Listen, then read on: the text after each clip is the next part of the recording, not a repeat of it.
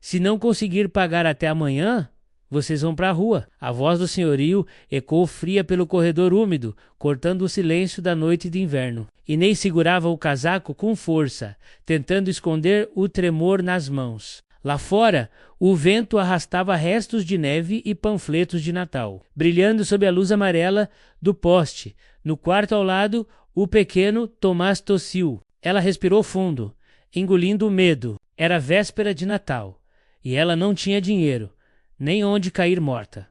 O telefone vibrou. Uma notificação piscou na tela. Novo passageiro, Miguel Valença, destino Cascais. Inês olhou o relógio. Las 10:15 de la noite, suspirou e sussurrou para si mesma.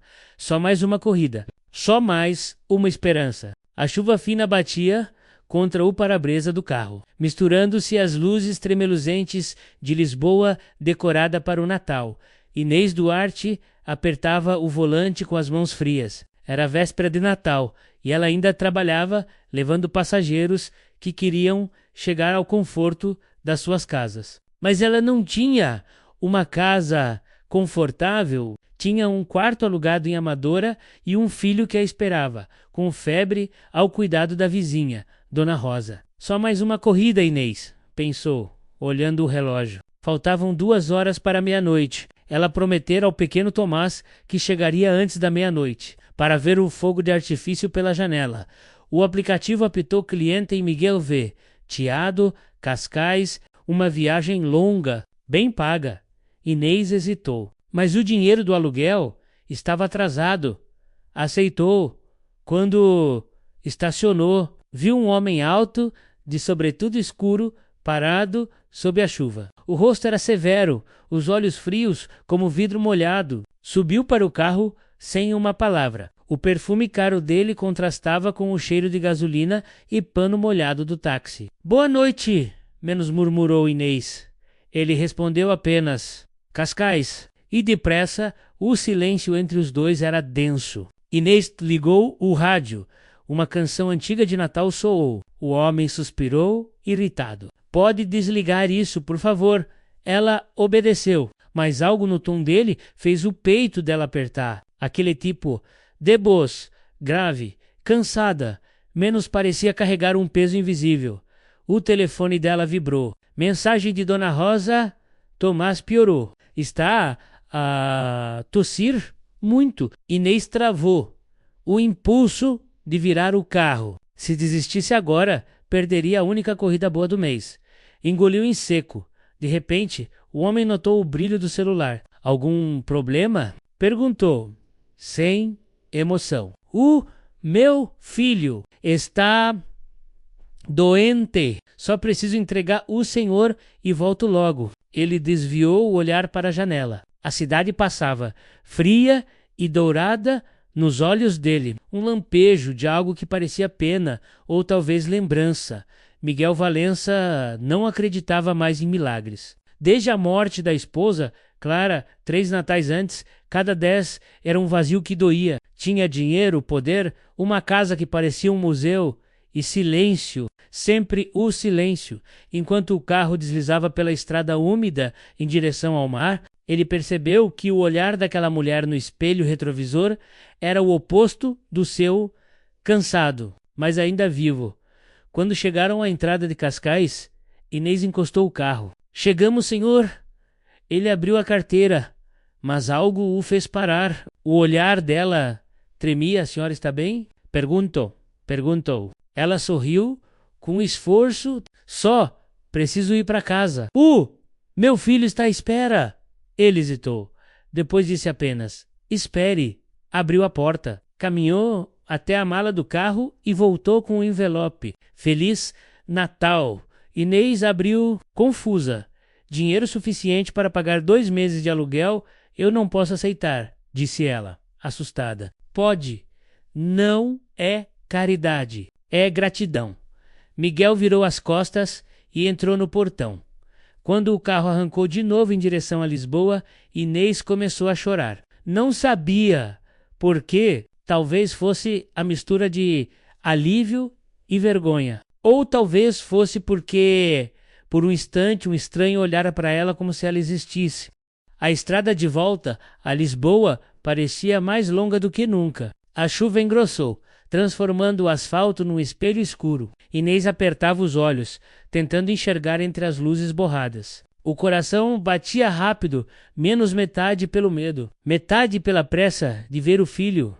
Quando chegou a Amadora, já passava da meia-noite. Subiu correndo as escadas úmidas do prédio antigo, com os sapatos encharcados e o cabelo colado à testa. Bateu à porta. Dona Rosa abriu, com expressão cansada.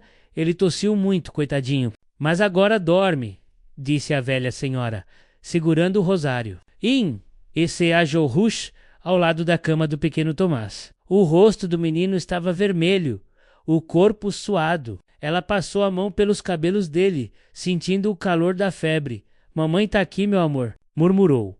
As lágrimas caíram, silenciosas. Lá fora, os fogos de artifício do Natal estouravam no céu, mas dentro daquele quarto só havia o som da respiração pesada de Tomás e o tic-tac lento do relógio na manhã seguinte. Inês acordou com um susto. Tomás ardia em febre. Tentou ligar para a clínica pública, mas todas as linhas estavam ocupadas. Desesperada, vestiu o menino e saiu para procurar um táxi. Na esquina, o vento frio cortava a pele. Um carro preto se aproximou e parou. As janelas fumosas baixaram-se. Era o mesmo homem da véspera, Sra. Duarte. A voz dele soou firme, mas mais suave do que antes. Eu estava a caminho do aeroporto. Vi a senhora parece precisar de ajuda.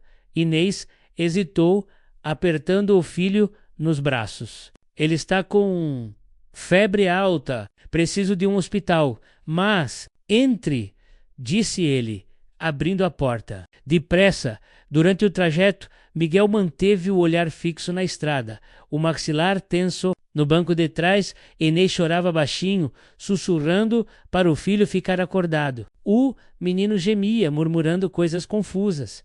Miguel lembrou-se de outra voz infantil, distante menos a de Leonor, a filha que perdera no mesmo acidente que levara a esposa. Uma dor antiga subia-lhe a garganta. Chegaram ao hospital privado de São Domingos. Miguel saiu primeiro, gritou por ajuda, carregou o menino nos braços como se fosse dele. Sala de emergência. Agora, ordenou, e os enfermeiros obedeceram. Inês ficou imóvel, paralisada entre a culpa e a gratidão. Horas depois, o médico apareceu. Ele vai ficar bem, mas precisa de observação. Tá com uma pneumonia leve. Inês desabou numa cadeira, soluçando. Miguel ficou ao lado dela, sem saber o que fazer. Finalmente disse: fique tranquila, eu pago tudo. Não, eu não posso aceitar mais nada do senhor, respondeu ela, tentando levantar-se. Não é uma oferta menos, cortou ele. É uma decisão.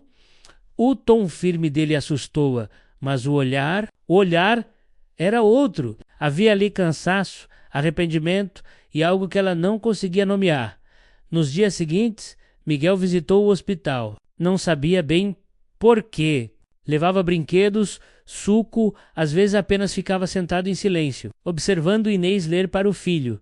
Um dia, Tomás olhou para ele e perguntou, com naturalidade: o senhor é o pai do hospital? Miguel engoliu em seco. Inês corou, constrangida. Ele quer dizer, o senhor que ajuda todo mundo aqui, Miguel Sório, pela primeira vez em muito tempo. Talvez seja isso. Naquela noite, enquanto saía do quarto, ouviu Inês cantar baixinho uma canção de Natal.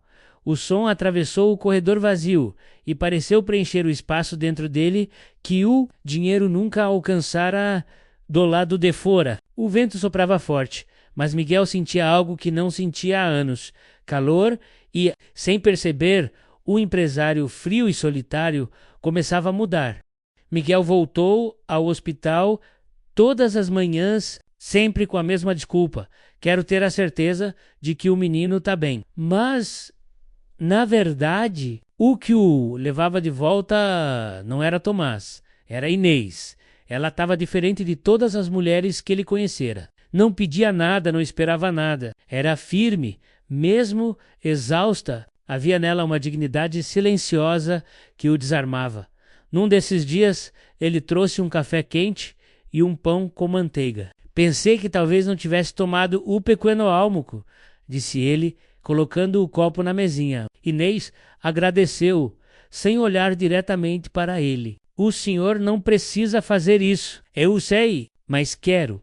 O silêncio entre eles era confortável, algo raro para ambos. Tomás dormia, respirando melhor. A paz momentânea parecia frágil, como uma bolha prestes a estourar. De repente, o telefone de Miguel tocou. Ele atendeu com voz seca. Sim, Clara, adia a reunião. Uma pausa. Não vou para o escritório hoje. Olhando para Inês, acrescentou em tom baixo: tenho assuntos mais importantes. Inês fingiu não ouvir, mas as palavras ficaram ecoando dentro dela.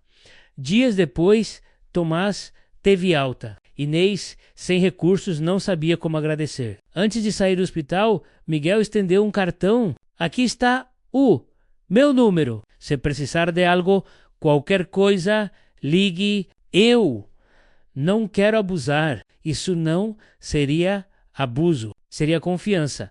Ela guardou o cartão na bolsa, incerta se algum dia o usaria. O inverno seguia frio e as corridas de aplicativo rareavam. Uma noite, o prédio de Inês ficou sem aquecimento. Tomás voltou a tossir. Desesperada, ela ligou para o número no cartão. Miguel atendeu na primeira chamada. Desculpe incomodar. Só queria saber se conhece algum lugar para alugar, mais quente, mais seguro. Se tu venha para minha casa. Há quartos vazios. E o Tomás poderá descansar. Eu não posso aceitar isso. Não é caridade. É lógica. Tenho espaço. E vocês precisam de abrigo. A firmeza dele não deixava espaço para discussão. Horas depois, Inês chegou à moradia moderna em Cascais. As paredes de mármore branco e os móveis caros pareciam pertencer a outro planeta. Tomás olhava tudo com os olhos arregalados. É aqui que mora o Papai Noel? Perguntou. Miguel soltou um riso breve. Talvez por esta noite. Inês sentiu o coração apertar. Tudo era frio e impecável. Nenhum quadrilho, nenhuma fotografia. A casa cheirava a desinfetante e silêncio. Enquanto Miguel mostrava o quarto, Inês notou uma moldura virada de costas sobre a estante. Quando ele saiu, ela virou discretamente. Uma mulher jovem e uma menina de cabelos loiros sorriam para a câmera. Clara e Leonor. Pensou. Era óbvio.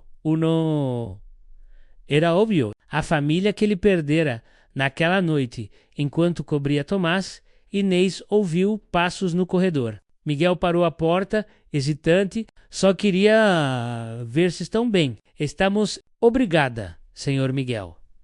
Ele assentiu. Boa noite, Inês. Por um instante, os olhos deles se encontraram. E algo mudou. Uma linha invisível foi traçada entre dois mundos que jamais deveriam se tocar. Nos dias seguintes, uma rotina nasceu. Miguel saía cedo, voltava à noite, sempre com algo para Tomás, um livro, um chocolate, uma história sobre o mar. Inês, sem saber como agradecer, começou a ajudar na casa, menos cozinhava, arrumava, lavava. Um dia, Miguel chegou mais cedo e a encontrou cantando na cozinha, com um menino nos braços. Ele ficou parado, observando. O som da voz dela enchia o espaço vazio, que antes era só eco. Quando Inês o viu, corou. Desculpe, senhor, eu achei que não se importaria. Importar-me? Ele murmurou. É a primeira vez em anos que esta casa parece viva. Por um momento, ambos ficaram imóveis, presos naquele instante frágil. Depois, Miguel desviou o olhar, visivelmente abalado. O jantar cheira bem menos, disse, tentando recuperar a postura. É só sopa menos, respondeu ela, sorrindo. Mas é feita com coração. Ele a olhou outra vez. E pela primeira vez sentiu algo romper o gelo dentro do peito.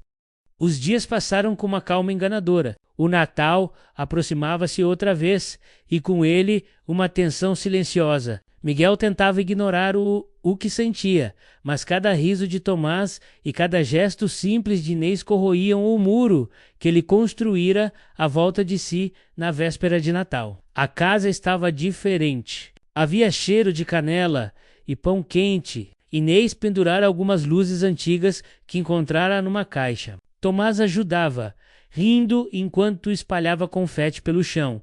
Miguel desceu as escadas e parou, observando a cena. Por um segundo, sentiu como se tivesse regressado no tempo menos antes do acidente. Antes da solidão, achei que o senhor não gostasse de Natal, disse Inês, notando a presença dele. Eu não gostava menos, respondeu. Mas talvez o problema não fosse o Natal, fosse eu. Inês sorriu. Tímida, ainda há tempo de mudar isso. À tarde, Clara, assistente de Miguel, apareceu de surpresa, trazendo alguns documentos. Ao ver Inês e o menino, levantou uma sobrancelha. Então é aqui que o senhor tem passado os dias? Miguel respirou fundo. Eles são meus convidados. Convidados ou substitutos? O tom dela foi cortante. Inês sentiu o rosto arder de vergonha. Antes que pudesse reagir, Miguel levantou-se. Clara, chega. Está despedida. O silêncio caiu pesado. A mulher saiu furiosa, batendo à porta. Inês tentou falar. O senhor não precisava fazer isso por mim. Fiz por mim, menos... respondeu. Estou cansado de viver entre paredes geladas e pessoas frias. Ele virou-se para a janela. Do lado de fora a chuva fina começava a cair. Refletindo as luzes coloridas, a minha filha morreu no Natal, disse com a voz rouca. Desde então, eu odiava esta data. Mas hoje parece diferente. Inês aproximou-se, hesitante. Diferente como? Como se eu tivesse, finalmente, alguém para partilhar o silêncio. Ela não respondeu. Apenas estendeu a mão, tocando levemente a dele. Miguel entrelaçou os dedos dela, num gesto tímido, mas verdadeiro. À meia-noite, sentaram-se à mesa. A árvore improvisada tremeluzia. Tomás abriu um presente e gritou de alegria um carrinho novo. Miguel sorriu sincero. Obrigado, senhor Miguel, exclamou o menino. O senhor vai jantar com a gente, não vai? Claro que sim, respondeu, rindo. Hoje sou o teu convidado. Inês observou a cena com os olhos marejados. A casa parecia respirar, viva. A dor antiga de Miguel se dissolvia no riso do menino. Depois do jantar. Esse levantou-se para lavar os pratos, mas Miguel segurou-lhe a mão. Deixe, hoje não quero que nada acabe. Ela ficou imóvel, o coração acelerado. Ele a olhou com uma sinceridade que a desarmou, Inês. Você trouxe de volta o som que faltava na minha vida. Ela tentou responder, mas as palavras sumiram. Apenas sorriu enquanto as luzes piscavam no reflexo dos olhos dele do lado de fora. Lisboa brilhava sob a chuva, e pela primeira vez, em muitos anos, Miguel sentiu que o Natal era real, não por causa das luzes, mas porque havia calor humano naquela noite. O homem frio e a mulher cansada encontraram abrigo um no outro. E o menino, adormecido entre eles, sussurrou dormindo. Agora sim, mamãe. É Natal.